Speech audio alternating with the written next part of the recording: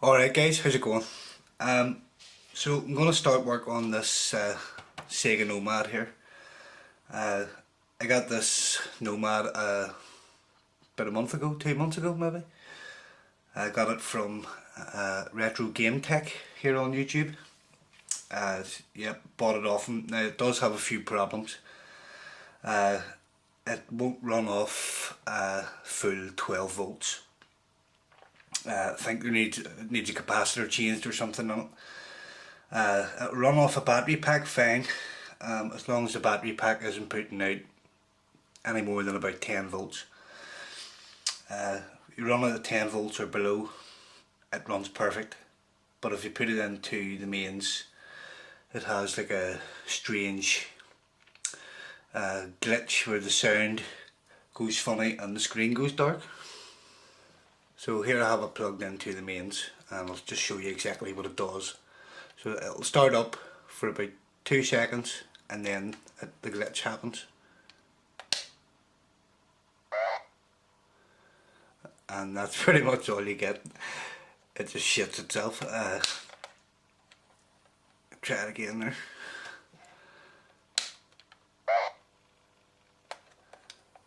So that's running it off standard Sega Mega Drive adapter, which I rated for 12 volts but actually put out around about 14 volts. If I plug in my homemade battery pack, which I made a video on making, this puts out about 7.5 volts. So if I plug that in,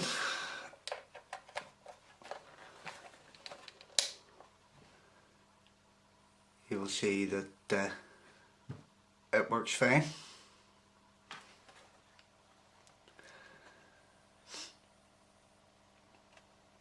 I have Mega Game 6 in here as my test cartridge. Where's the volume? Yeah, so running it at a lower voltage works perfectly. So that's one of the issues I want to look at while I have this thing open. But the main reason for putting this thing apart is I'm going to upgrade the screen in it.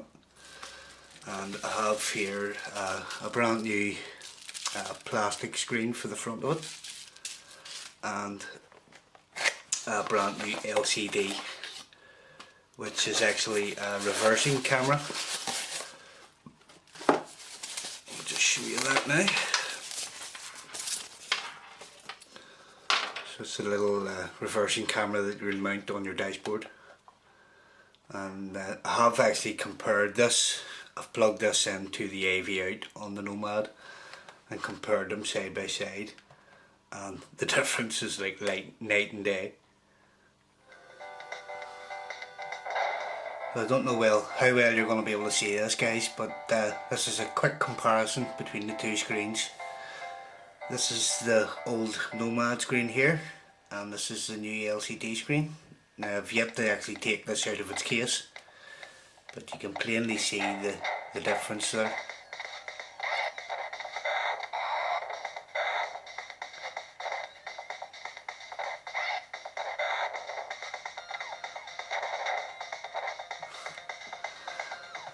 Okay, so obviously the first thing I want to do is put this thing apart. There's 1, 2, 3, 4 Phillips head star screws, and this one's actually a security bit like in the Game Gear, but this one's actually missing, so that saves me a lot of hassle. So I'll go ahead and pull these screws out here. Alright, with the 4 screws taken out, this thing just pops open. Now there is, as you can see, a ribbon cable going between the two halves. So the first thing we want to do is unplug this. And by the way, I'm actually following a tutorial on YouTube for this by Thomas3120. Absolutely fantastic YouTuber from the States, and does a lot of this modding and repairs. So just unplugged that. So big thanks to you, Thomas, for your tutorial, mate. hopefully I can follow it okay here, and we'll get this thing modified and repaired. So this is the back half. We can set this to the side as we won't be touching it. Okay, so inside this, with its power problems that this has, RetroGameTech actually replaced the voltage regulator in this, thinking that that was the problem, but it didn't fix or change the problem. So what we think has happened is the voltage regulator has blown and allowed too much voltage through, and it has blown something else, i.e. a capacitor or some other component. So this is the voltage regulator here. Hopefully you can see that, this little black thing here, and these wires here are feeding the voltage regulator. And up beside the power jack here, there's 3 capacitors, so, 1, 2, and then a little small one over here. So I assume this is the power circuit here. I actually have 2 of these capacitors here, but this big one here is a 820 microfarad capacitor, which I don't actually have. So I'll go ahead and replace these 2 capacitors first. Hopefully that'll sort out the problem. If not, I'll have to order this big capacitor in. I'll just buy one of, maybe 2 of them to replace this, and hopefully that might sort the problem. If not, then I don't really know what else it could be, because you could go right across the whole thing replacing components and you might never fix the problem. But yes, I'm willing to have a go and replace these capacitors here. Like I say, I do have 2 of these here. They're actually the same type or same ratings of capacitors that's inside the Game Gear. So I do have 2 of these here. Holding this board in here is 1, 2, 3, 4, 5, 6, 7, I think. Is that right? 7 screws, very small Phillips heads. So I'll go ahead and pull them out.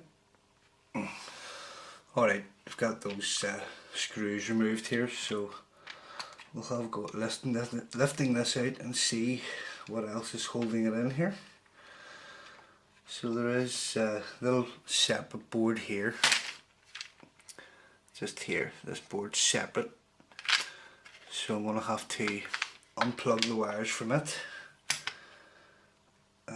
to release the main board.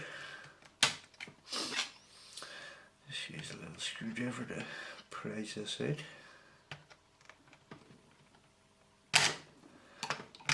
There we go. Okay, and we'll have a speaker wire here, which just goes straight to the speaker here. So we need to unplug that too. Okay. Alright, what else? That's it. That's the board free. So that little separate board at the bottom there is actually attached to the start and mode buttons. So we can go ahead and set this front half to the side for now. There's a big capacitor on the front of the board here as well, which is up beside it's the contrast wheel, I believe. It's actually at the bottom of the board here. I think that's the volume on that side and contrast on that side. So it looks like a 100 microfarad and 10 volts, or the other way around. So I'll have a go at replacing that one too. Alright guys, so I've replaced these capacitors here. Let me get you a bit more light. Replaced this one here, and I also replaced the little tiny one with this one, and I also replaced the one on the front there, if I can find it in the camera. There we go. That one there. Just replaced it as well because it was nice and easy and I had one to fit. So I'm quickly going to put this thing back together and see if it's helped any with the power problem. I don't know how well the camera's going to pick this up, but this large capacitor that I don't have a replacement for is actually bulging down at the bottom. If you can get the light on it, no, you're not going to be able to see it, but just at the front of the capacitor here, pointing this way, at the very bottom, there's quite a significant bulge. I can see it with my eye, but the camera's not actually going to pick it up. So I am assuming that this capacitor is blown. Now, normally capacitors blow at the top. This sort of Mercedes shaped slot at the top of it is designed to pop open and allow the gases to escape. But it looks like this one's actually failed down at the bottom. Yeah, it is quite a significant bulge. What I'm thinking is it's quite close to one of the terminals on the voltage regulator here.